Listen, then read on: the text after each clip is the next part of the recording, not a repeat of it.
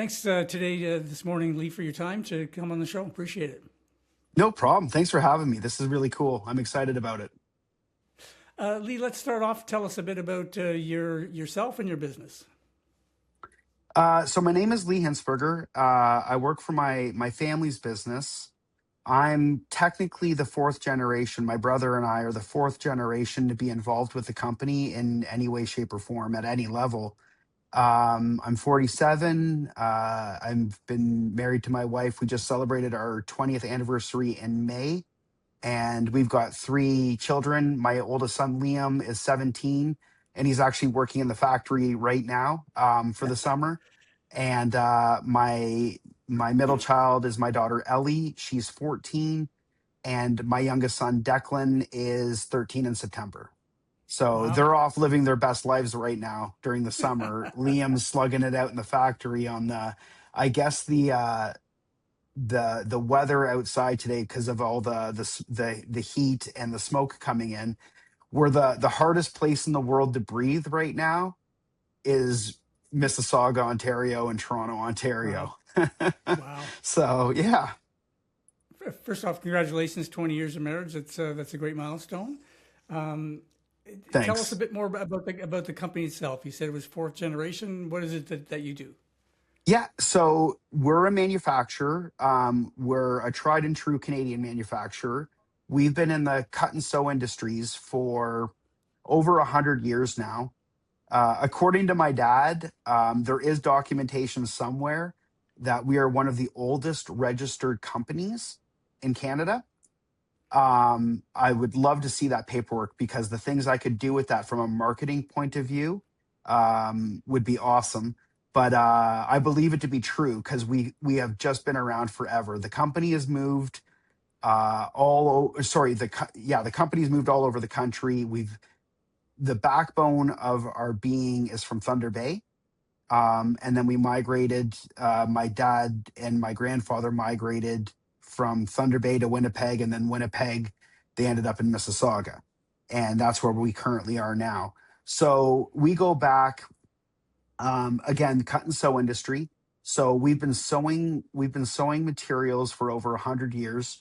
A lot of it was a lot of canvas, a lot of leather. We used to have a lot of contracts for the Ontario government, Manitoba government. We used to do the satchels that the mailmen and the newspapermen would wear, like the big canvas over the shoulder. That was a big part of who we are, or who we were, where we got our start. A lot of canvas goods. It's just it's a the company has progressed over decades and decades and generational changes. We don't deal in anything that's not plastic anymore. Everything that we cut and sew is now plasticized, polyethylene, marine grade vinyl, polypropylenes. But no more leather, no more canvas, but basically everything else. And 100 years ago, there was no swimming pools, or if there was very few of Right. them. And now a big part of our business is making pool covers. So like it's the ebbs and flows of how the world has changed. Our company has changed with it, like time tested, right? Did you find you mentioned the migration from was it Thunder Bay to Winnipeg and then to your location now? Was that business related? Did they go to where the market was, or was it more just that was just the family dynamic going in that direction? It was a little bit of A and a little bit of B. I feel that the story of the business is Thunder Bay, a new and there was a divide in ownership between a couple of my uncles, or like great uncles, I guess. And my grandfather took the version that he wanted and tried to set up in Manitoba, and then moved it to Mississauga. So it was just like going in different Wow. directions, right? My grandfather was an interesting man. He had he was a raconteur, like he lived his life like a storybook. He was everybody loved him. He was just like this whimsical character, right? And so, but Mississauga is where this version of the company ended up. Yeah, And yeah. was it always kind of a given that you would be involved in the company? Was that just assumed? You know what? No, actually, I didn't, like most teenagers myself. I didn't really know what I wanted to do. I spent my summers working here, so I grew up. We have another factory. We're in Mississauga right now. We've got another factory in Nova Scotia, and I spent a summer there working in the factory. I spent summers here working in the factory, and then I ended up going to Dalhousie University in Nova Scotia in Halifax, and I went for political sciences and commerce. I was um, wanted to be a lawyer. Then I wanted to be in business. I didn't know what I wanted to do, and I ended up, I've always been interested in the company. I was always interested in what we were doing. I grew up in it. Dad would come home and talk about it. I was immersed in it, um, you know, and it almost just became a natural transgression. All of a sudden, an opportunity presented itself in the sales department, and I just finished school. Like the coincidence, within weeks of me graduating, a sales opportunity opened up here, and why not? Why not try it? And I hit the ground, and I hit the road, and off I went. And at that point, I was actually waiting to hear back if I'd gotten into the McMaster MBA program. So I'm like, even if this is just a summer gig and I'm just driving around handing out brochures and samples and waiting to hear back if I got in. And by the time they got back to me, I liked the job too much, and off I went. So, and that was like 25, 26 years ago, I think. I always knew in the back of my mind, this was it was comfortable. I knew it, I understood it. Dad worked super hard to create um, this beautiful company. I'm also a very proud Canadian, so Canadian manufacturing. It was even important to me back then, but being part of the fabric of the country, the backbone is manufacturing. We don't do a lot of it anymore as a country, but it's nice to feel it coming back. The patriotism that exists right now, supporting Canadian manufacturing, it is overwhelming how supportive this country has been to not only ourselves, but like every other Canadian manufacturer that I know about. They're just getting inundated with orders that they never saw before, from people they didn't even know existed, that were buying from other manufacturers that were coming in from the US or offshore, wherever it might be. And then all of a sudden, like this raw Canadianism, it's been amazing. Yeah, That, that's that's really great to hear, because we read about it that they support your country in any way you can, but it's nice to hear that it's actually being done, especially in the manufacturing space where there's a lot of vulnerabilities there. totally. Tell me a bit more about. You mentioned that you kind of knew it was coming that you're going to get into the business, but my experience with some multi-generational businesses is that it's either one extreme or the other. Either the kids or grandkids want to get involved 100%, or they want nothing to do with it. Has that been your experience? Do you know other people that are involved in multi-generational businesses, and has that been your experience as well? So my experience personally, again, was I wasn't 100% sure, but I always gravitated towards this is what I wanted to do. And I've got in my industry alone. So the swimming pool industry in Canada is very unique. They're all independently owned family businesses. Even the big ones, like we're a decent sized company.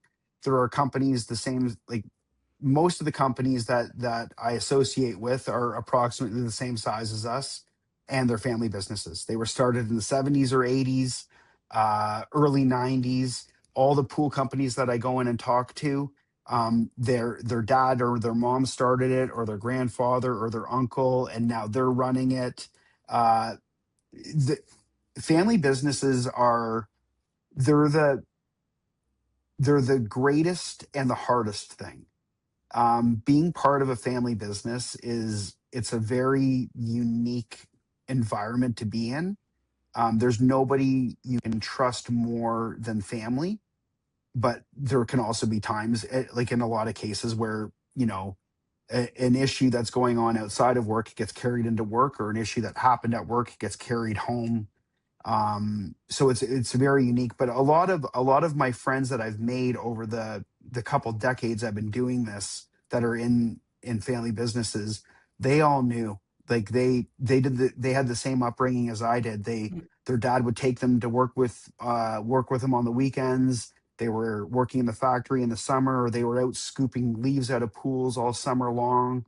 And it's just kind of there was an old distributor that no longer exists. They merged with a larger company a couple of years ago.